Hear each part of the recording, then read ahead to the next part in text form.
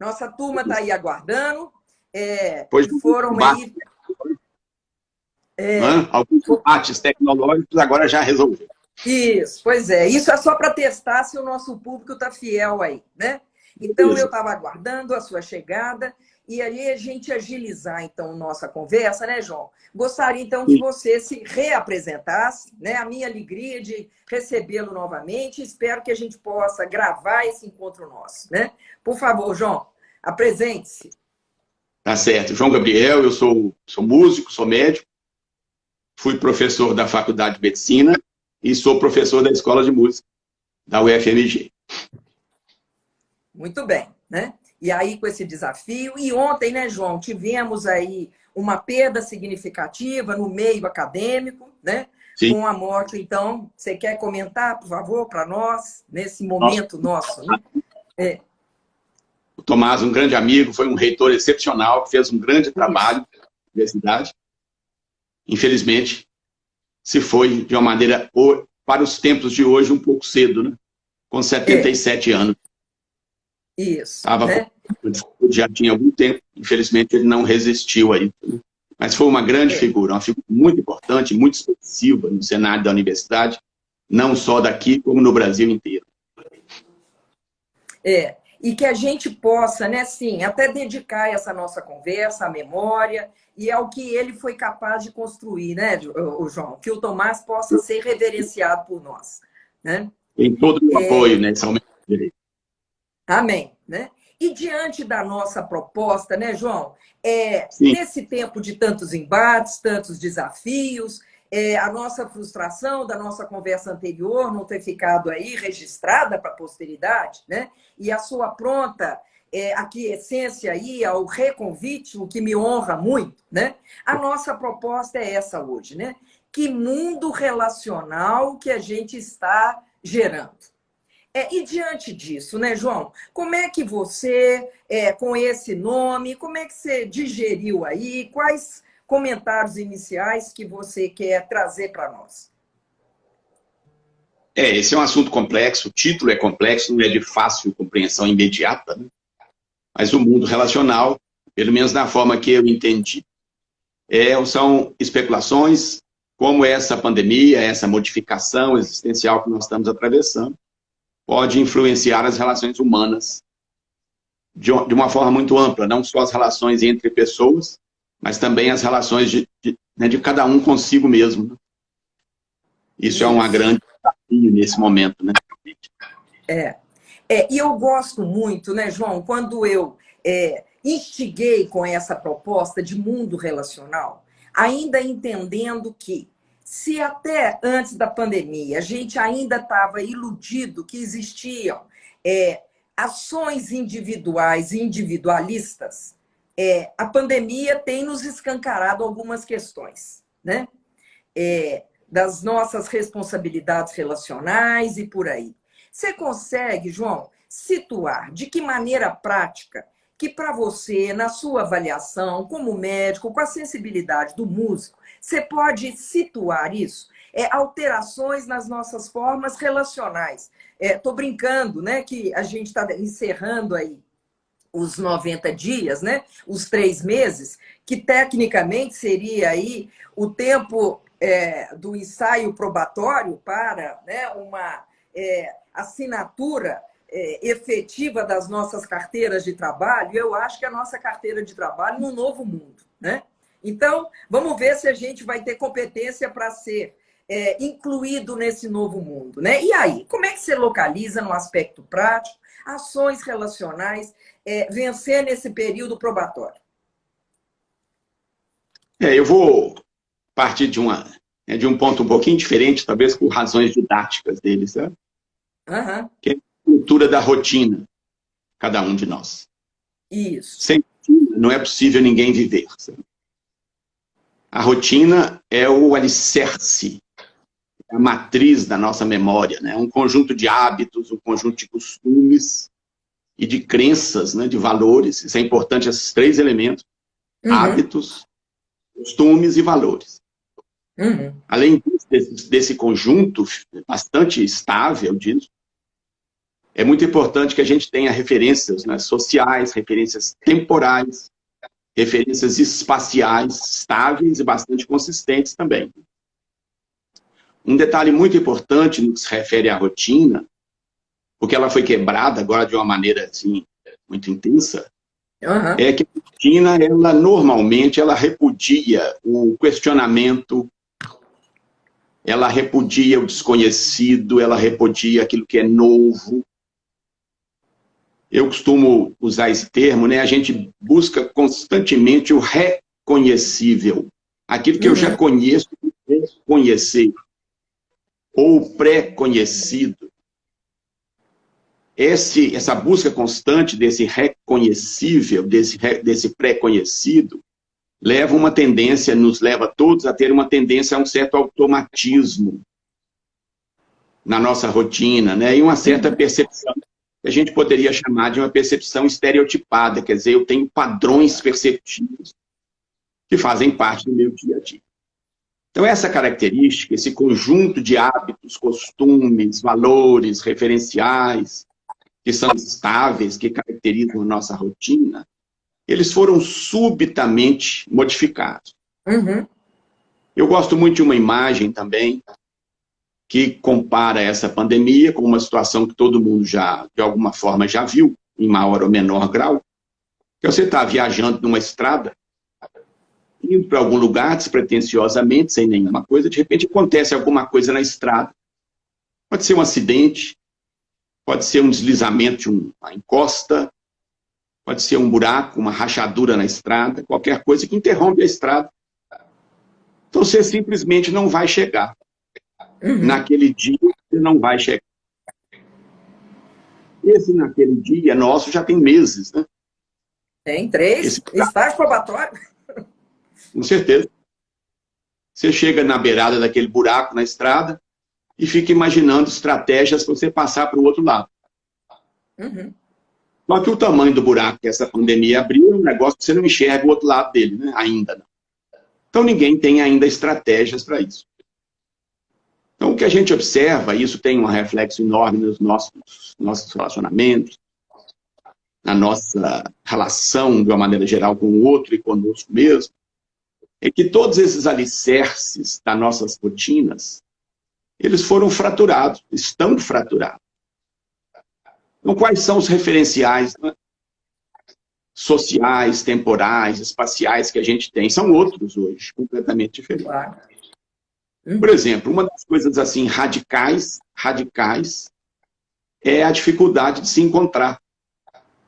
Hoje há um debate muito grande, uma discussão muito grande, que por enquanto está no terreno das especulações, como vão continuar, por exemplo, os cursos, a universidade.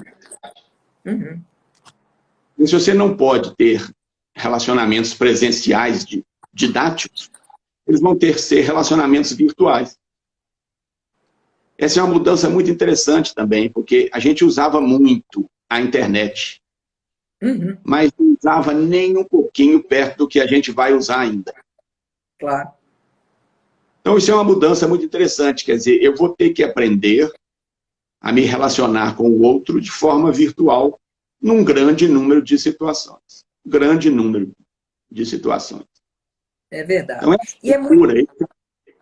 Sim. Quando você estava dizendo até, né, do hábito e da rotina, e que muitas vezes, né, eles vinham até como uma forma automática e autônoma, certamente Sim. Isso balançou, né? Certamente. E que talvez também, né, João, possa ser um convite para que a gente possa realmente ser criativo além do hábito e, de fato, validar o que é ético. Né? Porque aquilo que a gente fazia até há 3 meses, agora realmente existiram mudanças. Né? Sim.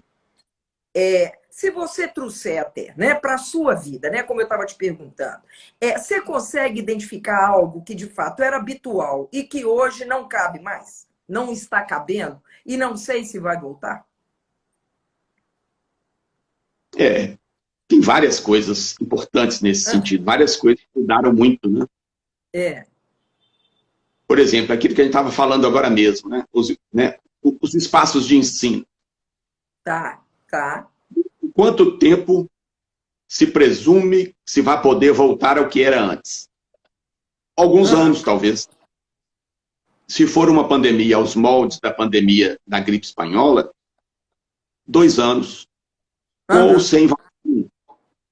Porque a vacina é esse ideário um pouco romântico de se Isso. vacinar. Isso é inviável, né? Completamente inviável. Ninguém vacina bilhões de pessoas num espaço Aham, assim razoável. Tempo razoável. claro. Então, vamos para o espaço. O espaço didático, por exemplo, nas Aham, escolas, nas aham, universidades. Isso é uma mudança interessante. Olha, ontem eu vi uma fotografia de uma escola na China, onde cada aluno, são alunos adolescentes, aí dos seus 14, 15 anos de idade, aham. cada um está sentado na sua carteira, em volta deles tem uma cápsula de plástico. Ó, O chão, como a porta, como se fosse um um quarto, cercadinho? Sei. um cercadinho transparente. Aham, aham. Isso é uma situação que, dito há 6 meses atrás, soaria Ih, como um mas, surto. claro. Isso é um surto, isso é um Aham, delírio, coisa dessa. Né? Mas isso está, claro. de fato, experimentado. Aham. Qual que é a, qual que é a possibilidade disso vir a se tornar alguma coisa ampla? Se for, é uma Ah, coisa de décadas, talvez até que todo mundo consiga uma coisa dessa. Vamos admitir que isso vai ser o futuro dos espaços didáticos. Vamos admitir aqui aham. como referência. Uma criança que nascer agora, por exemplo, e que entrar numa Uhum. escola, ela tem que estudar ao lado da outra, dentro de uma cápsula, ela Aham, vai ter um conceito de outro muito diferente, claro. totalmente diferente. Nós não temos a menor ideia como vai ser construída essa imagem do colega. Aham. Essa é uma questão muito interessante, né? É, O meu, por exemplo, que tem 4 anos, ele tem uma dificuldade imensa em se relacionar com a professora através de uma tela. imagina. Claro. Porque isso é uma coisa que não existia para ele. Aham, Ele aham. tinha qualquer coisa, mas é outra realidade. É. Então, essa alteração que a gente chama dessa reorganização dos espaços coletivos, ela é uma coisa dramática, se é de uma maneira dramática, já está acontecendo. Uhum. Você Uhum. tem, por exemplo, modificações no transporte urbano, modificações em plataformas de metrô, por exemplo, com distanciamentos, com uma série de questões que não eram pensáveis. Nós estamos repensando completamente um aspecto da relação humana que nem era considerado, assim, a não ser em Existia, né? situações que é a higiene, por exemplo, e a proteção individual. Você conversar com o outro com máscara, Aham. tirar a máscara, quer dizer, eu não vejo o seu rosto. Isso é uma novidade ética, uma novidade estética. Uhum. Eu tenho certeza. Outro dia eu fui a um supermercado e vi uma pessoa que eu tenho impressão que é um colega, muito amigo. Mas estava mascarado. Mas ele estava mascarado, né? Então eu não sei o que é, não Que sei se coisa. é o que é. Quer É. dizer, isso é uma novidade para mim, né? Eu ia gritar para ele, sabe? Mas ele foi embora antes de eu conseguir estacionar e Coisa gritar para estranha. ele. E é bem provável que você tenha até sorrido para ele e ele nem percebeu, né? Porque você também estava de máscara, né? É É possível, bem dentro do carro, possível, né? mas É. é Até como um possível. ato reflexo, a gente sorri, né? Mas esse sorriso não está registrado. E eu acho que você Não. traz uma questão importante e que hoje, cada vez mais, né, João? Está tomando mais vulto, sim, porque é a questão, sim, da preservação da saúde das crianças, né? Sim, Diante desta condição e desse aspecto, né? Eduardo, a Lilbiana, que é uma pediatra, especialista, neurologista, especialista aí na questão do estresse tóxico das crianças, Marília Guiar e eu estamos até oferecendo um curso dia 4 de julho, falando exatamente sobre isso, sobre a preservação da criança, que até então a gente ficou tão atento às questões nossas do mundo adulto, né? E põe os meninos e deixa eles brincando. Agora, numa situação que você está dizendo isso, quando você descreve, por exemplo, as crianças chinesas nas cápsulas, né? Como que é essa questão do retorno às aulas particulares, às aulas presenciais. Quando você diz do seu neto que não reconhece a professora na tela, né? E os colegas, quer dizer, são ajustes que a gente, de fato, precisa considerar porque não temos noção do alcance dessas questões, né? É claro que a capacidade criativa do ser humano, a plasticidade, ela existe, mas tem muita mudança demais, sim, né? E como o que a gente pode preservar. E que talvez valha também isso, né? Se foram mudanças tão abruptas, o que você identifica, João, que também, ao lado disso, o que está sendo preservável? Mesmo a despeito de tantos, né, tanto susto que nós estamos levando, o que você percebe que é um fundante, algo que possa nos dar condições até de digerir, né, essas mudanças? Eu vejo duas coisas importantes.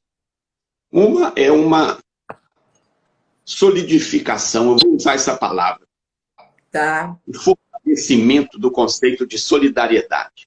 Sei. Nós temos, por exemplo, uma série de pessoas, eu me incluo nelas, certamente mudou a sua compreensão, a sua relação com os entregadores. Sim. Quer dizer, essas pessoas que andam de moto o dia inteiro, correndo riscos de várias naturezas. E até há uns meses atrás, as pessoas ficavam profundamente incomodadas porque eles trombavam nos espelhos retrovisores, eles buzinavam, passavam entre os carros, onde predominava uma certa rejeição. Eles hoje passaram a categoria quase de heróis. Não existe uma mudança no conceito de solidariedade, que é uma coisa extremamente importante, né? Essa é uma questão que eu acho uma coisa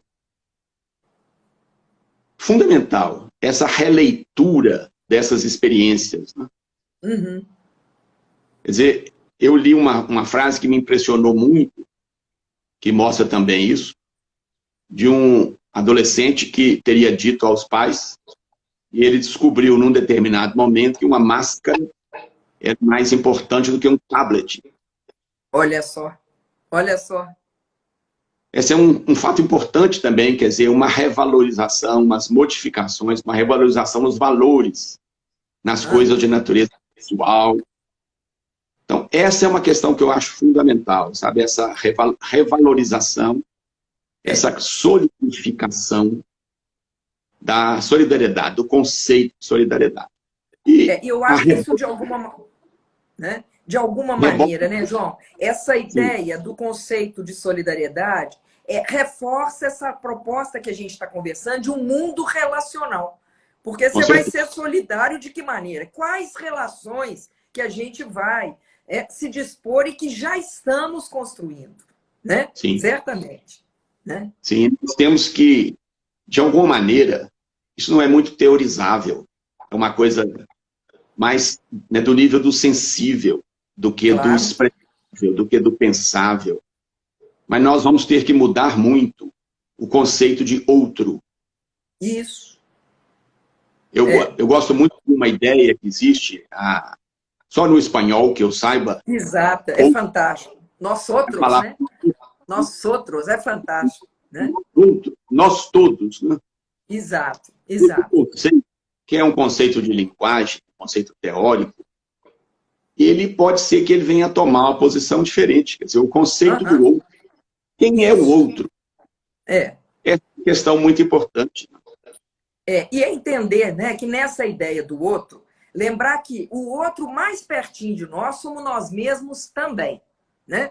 Agora, que não somos nós que elimina o outro, mas é um com o outro, né? Não é contra. Né? Em tempos até, né, João, da história aí, das máscaras, da valorização do olhar, do olho, né? Se a lei taliônica era olho por olho, né?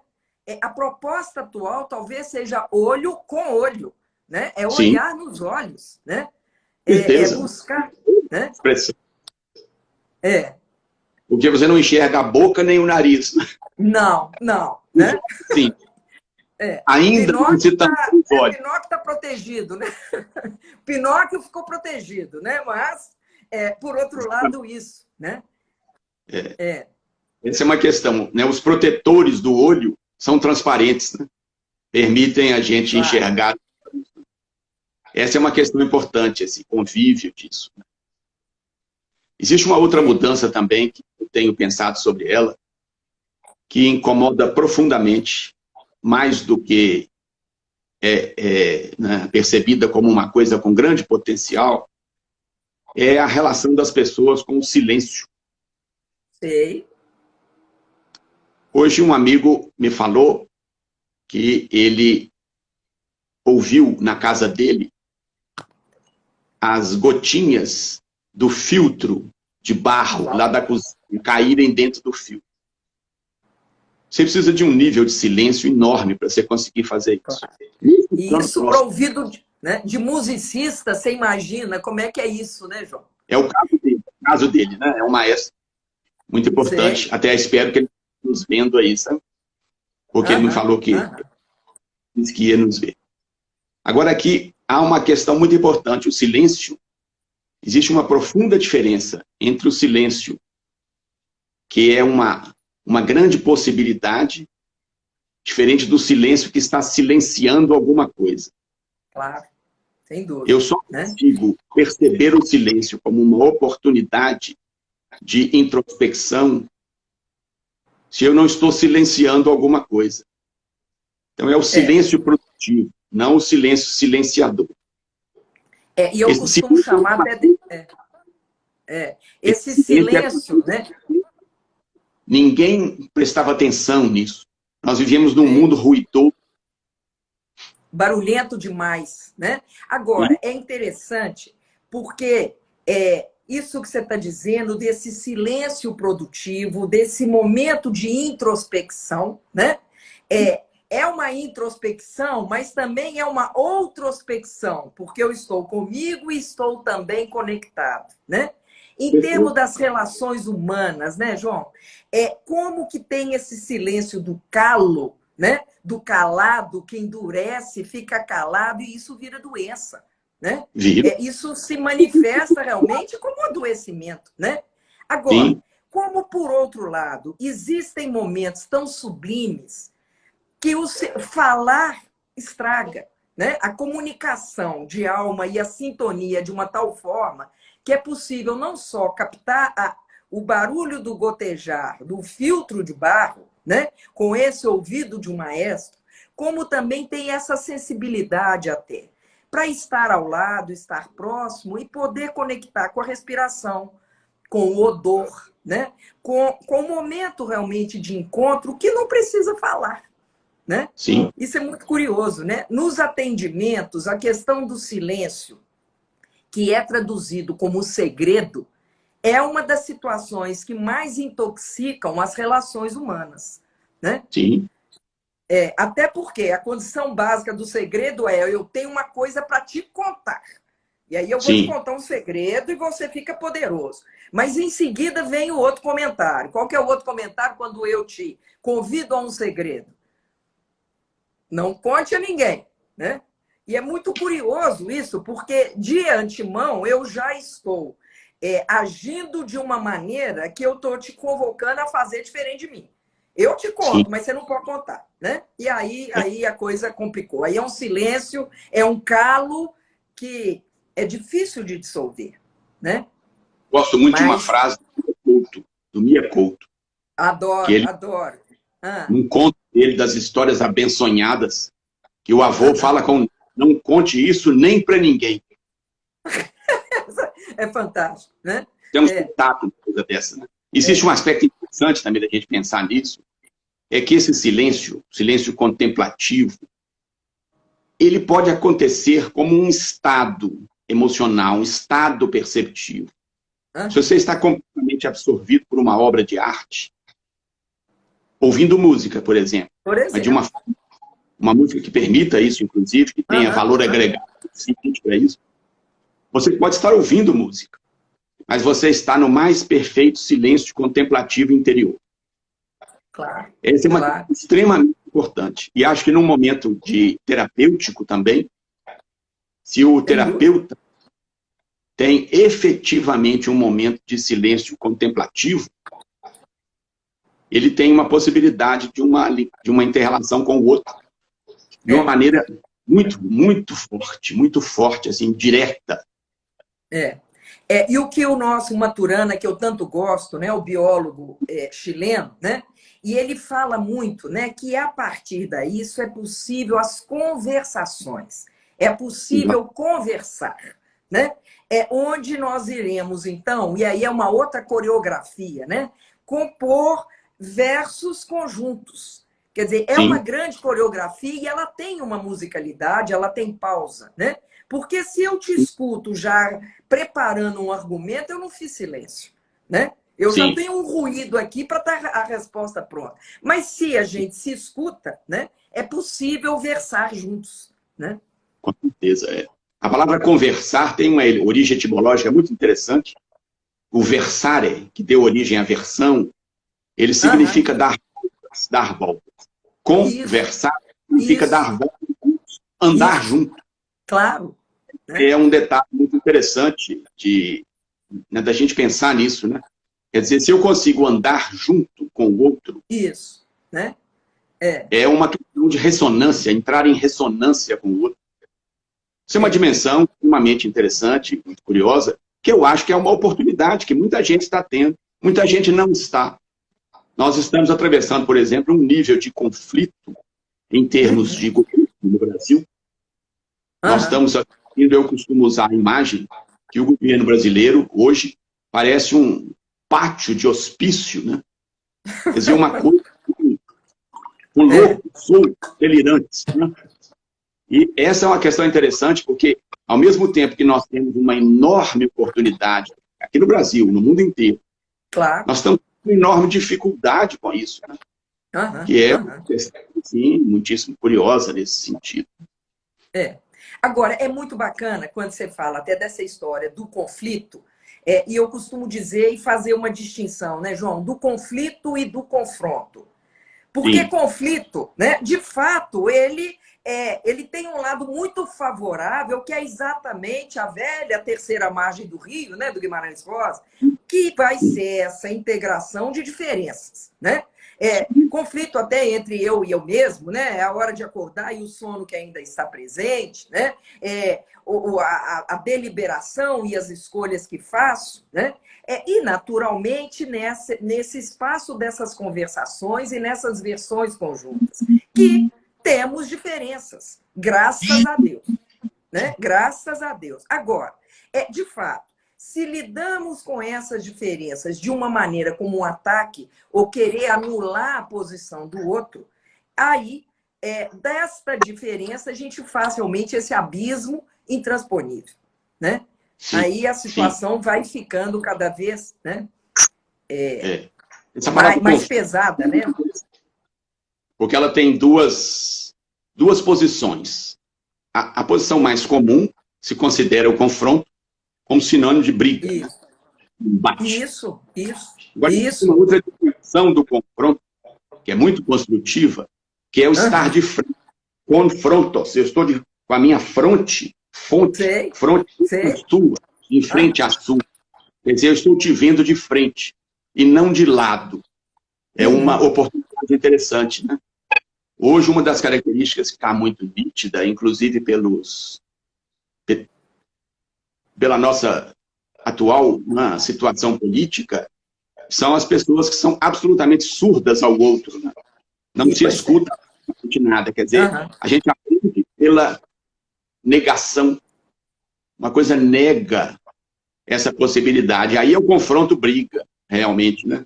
Mas o confronto, estar de frente, é alguma coisa muito significativa e muito importante.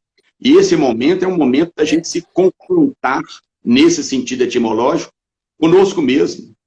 Com toda a família. Exato, né?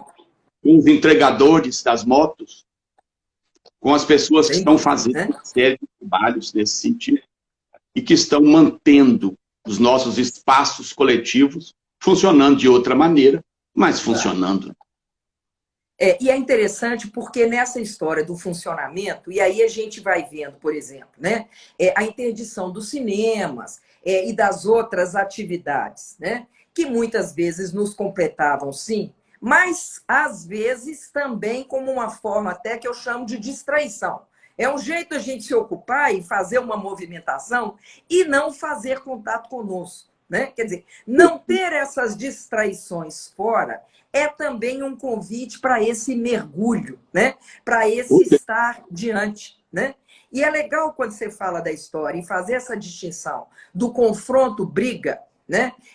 Guerra, né? Destruição, anulação e o confronto frente a frente. E eu fico aqui também com a ideia do que é uma sinceridade e muitas vezes uma franqueza, que ela também traz uma forma muito pesada desta conversa, né? Como que essa condição melódica, no sentido de que você tem o direito a dizer, mas não é de qualquer jeito, né? Sim. Poder, existe né? um aspecto muito interessante nisso, muito difícil, mas extremamente construtivo, que ele é muito nítido quando você muda completamente a forma como você manifesta o que você pensa do outro para o outro. Isso. Porque se eu falar com você assim, você me fez raiva, isso é uma acusação, eu estou te acusando disso. Claro. Se eu virar para você e falar, eu estou com raiva de você, eu estou te contando, né, um sentimento meu. Claro. Que aconteceu por qualquer coisa dentro de mim. Isso é completamente diferente. Então, essa possibilidade da gente conversar e expor o que o que eu estou sentindo, isso é muito difícil. Mas é extremamente importante. Não se agride, comunica. E é interessante porque, escutando, né, e como que na história das conversas, uma conversação que o pronome é você, e como que eu escuto muitas vezes isso? Às vezes as pessoas até querendo se referir a ela própria, ela usa esse pronome. Você vai, você foi. E isso na clínica psicológica eu escuto muitas vezes e brinco. Falo, olha, eu estou sentada aqui, eu não fui em lugar nenhum. Né? Você foi, não, eu estou aqui. Né? Quer dizer, se apropriar do eu e até dizer, olha, a raiva que alguém possa fazer, a raiva é minha. Né? Ela foi apenas um estímulo, mas a raiva é minha. Né? O que eu faço com essa raiva não é o outro. Né? O outro me deu um estímulo. Como é que eu vou digerir, saborear isso? Né? Então, é interessante nessa melodia a utilização, como você fala, e eu também adoro, nós outros, né? E eu estou incluído, porque quanto mais, e aí é Drummond que nos diz, né? Quanto mais João fala de Maria, mais eu conheço o João. Né? Sim, com certeza. A maneira como eu descrevo uma pessoa, uma situação, eu estou falando como eu percebo. Né? Eu estou falando de mim, não é da pessoa. Né? Então, é essa sintonia para que a gente possa, de fato, ter o direito, sim, de expressar as nossas percepções, as nossas sensações, mas elas são minhas. E eu me responsabilizo por isso. Né? Talvez aí caminhe, né, a história da autonomia, né? Eu falar em meu nome e assumir o meu nome e não depositar em você, por exemplo. Né? Olha o que você fez comigo. Sim. Isso, em última análise, na minha opinião, nós só conseguimos falar de nós. Claro. Porque eu sou a única referência que eu tenho. Né? Claro. Eu posso até falar o que eu acho de você. Eu estou falando de mim. Claro. Eu estou te dando a minha opinião. Tá? Isso. Quando isso fica claro, isso muda radicalmente o tipo de relação. É uma questão muito interessante. Quer dizer, se eu parto de um princípio de que eu consigo falar de alguma outra coisa que não seja eu, isso de forma alguma, né? Isso não é possível. Nós só temos uma referência, nós nem... E uma indistinção e uma confusão do que é uma opinião, uma percepção e uma verdade. Né? Sim. Porque, aliás, acho que ninguém comprou ela. Né? Quem é dono dela? Né? Sim. Agora, eu tenho a minha opinião, eu tenho a minha percepção e a gente possa, então, sim, né, fazer uma dança a partir daí. Se as nossas opiniões forem semelhantes, a dança fica até harmoniosa.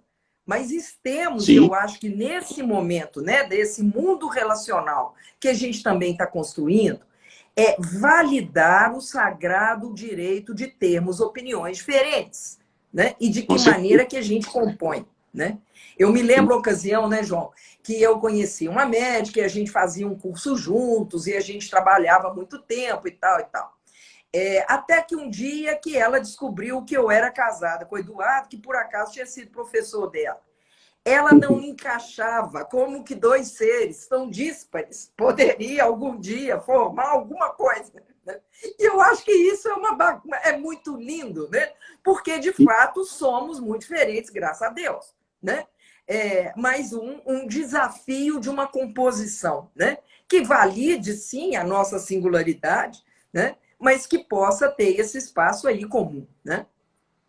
As coisas muito parecidas geram muito mais conflito do que complementaridade, né? Certamente. E pobre, né? Empobrece, né? Com certeza.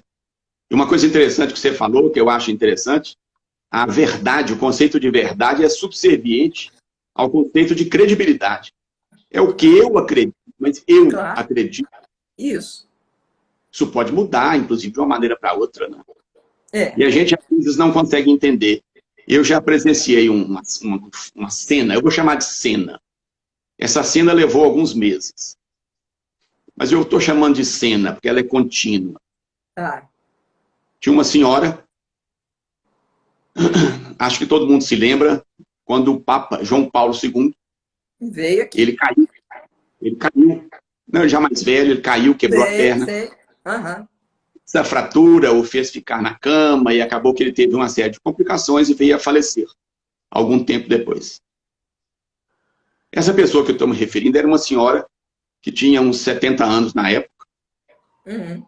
Profunda, ela tinha uma crença religiosa, mística, inabalável.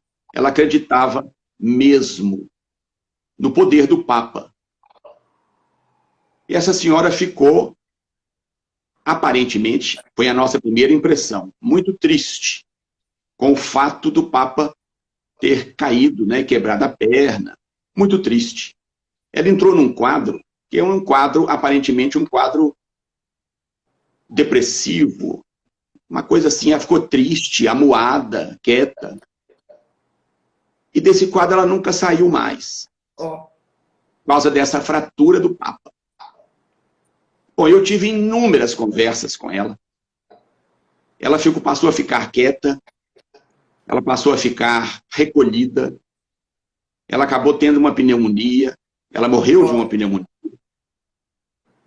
Mas o que é surpreendente, absolutamente surpreendente para mim, do que é um conceito de verdade interior, é que com as conversas com ela, foram muitas, muitas. Por isso que eu falo, na cena levou meses. Sei. O problema dela não estava triste porque o Papa tinha caído. Ela estava... Aí eu descobri que ela estava assim, um pouco perplexa, porque o Papa tinha caído no banheiro. Isso foi dito na época. Tinha ido ao banheiro, caiu no banheiro. Mas o problema, em última análise, para ela, é que ela descobriu que o Papa ia ao banheiro. Olha então só. O Papa deu a dificuldade. Olha só. Ela teve que parar de acreditar. Uma crença que a consolidou a vida inteira, de repente sofreu uma fratura. O Papa, para ele, era um representante de Deus. Então ele não podia... vai ao banheiro, né? Quer dizer, para nós, ingênuos médicos na época, eu me lembro disso, a gente achava que ela estava triste, ela estava solidária. Não. A coisa era muito mais profunda. E ela levou meses a conseguir expressar isso. Que coisa, né? E a questão da idealização, né? A questão de colocar em condições hiper, super, né? E não reconhecer isso, né? Até o Papa vai ao banheiro, né? Como nós todos, como nós outros, mais uma vez, né? Mais uma vez, né? Mais uma vez. Isso é que é a questão que é a verdade para uma pessoa dessa? É. É algo completamente assim inimaginável. Eu nunca na minha vida tinha imaginado que uma pessoa tivesse esse nível de crença. Né? E de idealização, né? E de uma maneira realmente que, né? Ao lidar com a questão humana, desconstrói essa referência idealizada, esse ídolo, né? E o perigo disso, né? Agora, recentemente, né, João, em função aí até da questão da pandemia, onde começaram também a enaltecer especialmente os médicos, depois os enfermeiros, nessa condição como hiper-heróis. E eu sempre fiquei muito horrorizada com isso. Claro que é um valor, claro que merece, mas não é hiper, né? Não é super, né? Isso é muito complicado, porque, de fato, é não reconhecer e não lidar com as condições nossas humanas que nos compõem. Né? Com certeza, com certeza. Onde que nas nossas relações cabe as nossas condições humanas, né? E nas nossas condições humanas. Não só, né? É bom que frequentemos banheiro, né? Até para nossa condição e de saúde, mas também, né? Nesse pacote de desidealização, assumir os nossos erros como os nossos grandes mestres. Que espaço que tem, né, João, numa relação médico-paciente, para o médico admitir, olha, eu estava caminhando aqui tem um erro, eu vou fazer uma revisão de rota. Como é que pode isso? Né? De que maneira que a gente trata isso? Né? Eu conto isso de uma forma, hoje, né, anedótica, porque eu me graduei logo em seguida, né? Eu me formei dia 8 de dezembro, minha nossa primeira filha nasceu 15 de dezembro, e no dia 8 de fevereiro eu era professora universitária, amamentando e tudo mais, né? Então as coisas existiam aí, alguns saltos quânticos, né?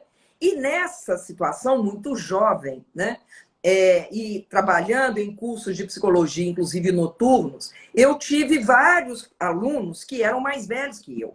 E que naquele momento, quando me faziam perguntas, e eu, na minha insegurança inicial, eu tinha que responder, e não cabia, né, errar ou dizer não sei. Né? E na arrogância do tamanho da insegurança, eu respondia. E me perguntava e a resposta estava ali pronto, na ponta da língua. Né? Depois eu vim em casa estudar. No dia seguinte, ou na aula seguinte, eu retornava, e aí de novo a história do você. Eu retomava a aula e falava, olha aqui, eu andei pensando, eu acho que você não compreendeu bem o que eu disse.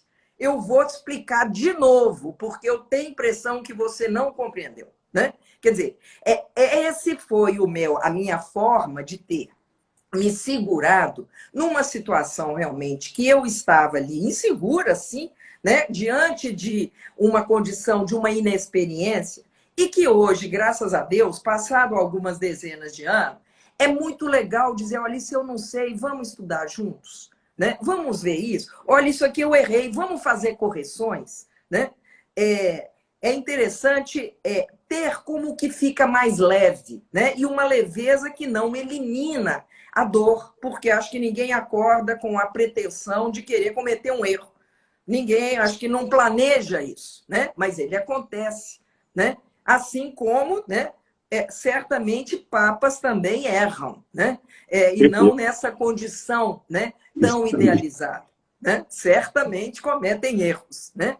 Então, esse caminho aí, quando a gente até fala dessa desorganização e dessa desordem que estamos sim presentes, o desafio de, no mínimo, ter humildade para fazer correções de rota e que talvez, né, em torno desse mundo relacional que a gente possa estar construindo desde então e com as crianças que estão sendo geradas, que se não vão ter que talvez viver assim, dentro de cápsulas de plástico, mas podem viver com uma honestidade. Né? Se não temos aproximação física, que a gente possa abrir a alma, né? E reflete nos olhos, né? Diz que os olhos são a janela da alma, que a gente possa, no mínimo, ter a nossa coerência conosco. Né? Agora que isso vai ser difícil, vai. É um aprendizado. Essa questão que você está falando, só voltando um pouquinho que você falou, né? os médicos têm uma imensa dificuldade, eu falo como um deles, né? Quanto mais jovem, mais dificuldade de lidar com a ideia de erro e de limitação. Isso. Eu tenho um cliente uma vez que ficou absolutamente surpreso, porque ele me levou um problema, eu falei com ele, não tem a menor ideia do que o senhor tem, sabe? O que é? Sei. Nós temos um colega muito importante, de grande importância na formação de todo mundo, que é o Savassi, né? Claro, claro. Savassi. O Savassi conta que ele uma vez estava atendendo uma pessoa e falou com ele a mesma coisa. Olha, eu não tenho ideia do que o senhor tem. E ele falou com ele, aí esse cliente falou com ele, mas o senhor não estudou para isso? Eu falei, não o suficiente, sabe? Não o suficiente, quer dizer. Né? Então, esse lidar com a limitação, lidar com o erro, é uma coisa muito complexa, muito complexa. É uma profissão que, por uma série de razões históricas, ela tem essa dificuldade com o erro.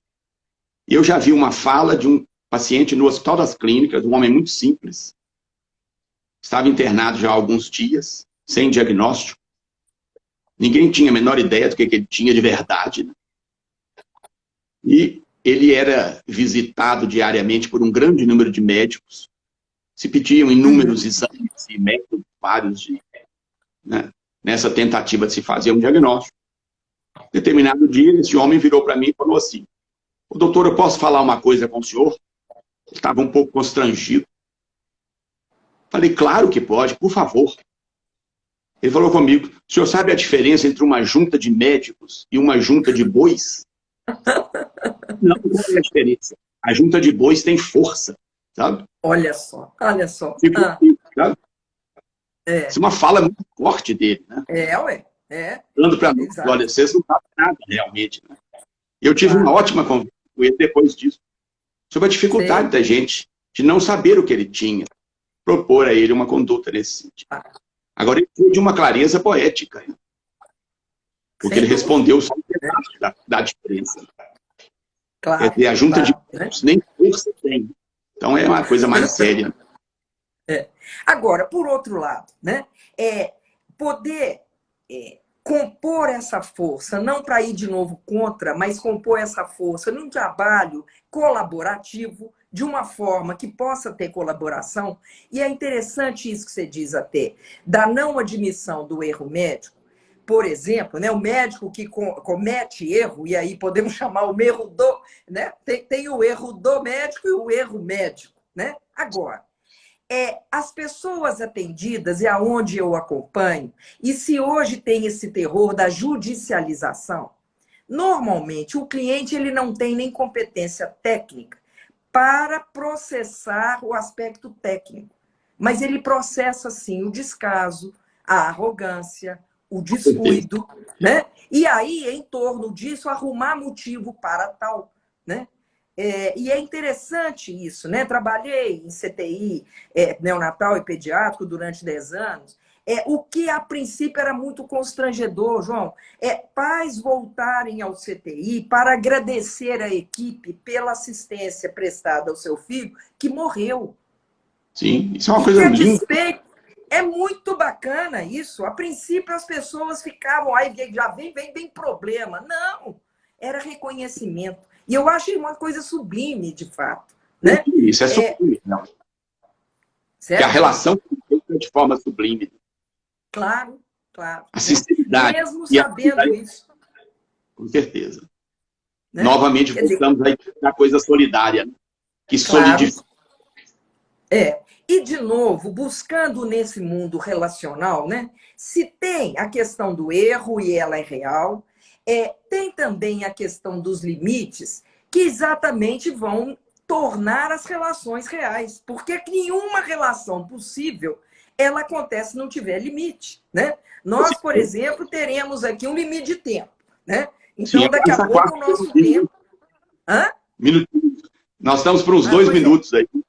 Então, tá vendo? É isso. Eu me perco nesse. Pois é. Então, nesse tempo nosso de limite, né? E como que passa rápido, eu espero, né? Para você, João, teria alguma questão que você queira colocar nesse tempo nosso de ir fechando? Não, eu acho que a gente tem que aproveitar. Eu gosto muito de uma... É outra coisa etimológica, né? Que é o ideograma chinês para crise, Claro. conhecida, né? Ele tem duas dimensões. Tem a perplexidade, a dificuldade, e tem a oportunidade, né? Junto, quer dizer, é sempre um momento muito oportuno. Nós estamos vivendo um momento mais oportuno das nossas vidas, para poder fazer uma reflexão sobre esse mundo relacionado. E isso é muito legal, né? E que a gente possa ir além da reflexão para uma reabilitação, né? Gosto muito de palavrinhas que começam com R, né?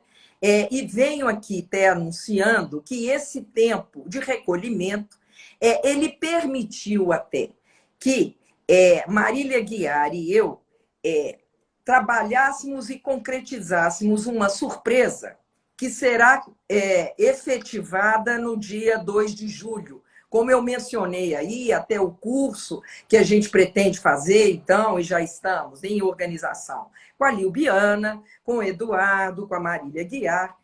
Deixo aí, então, no ar essa ideia de que teremos, e esse é um grande presente que esse tempo de recolhimento, ele permitiu. Teremos novidades aí que também nasceram, foram gestados. Eu brinquei muito, né? Que estamos de resguardo, né? Que esse tempo realmente da pandemia, né? É um tempo de um puerpério, e que é a possibilidade, né, João, desse nosso reencontro, da sua segunda disposição para essa conversa, e que me fez tão bem da gente buscar essa nossa dança, essa coreografia, né?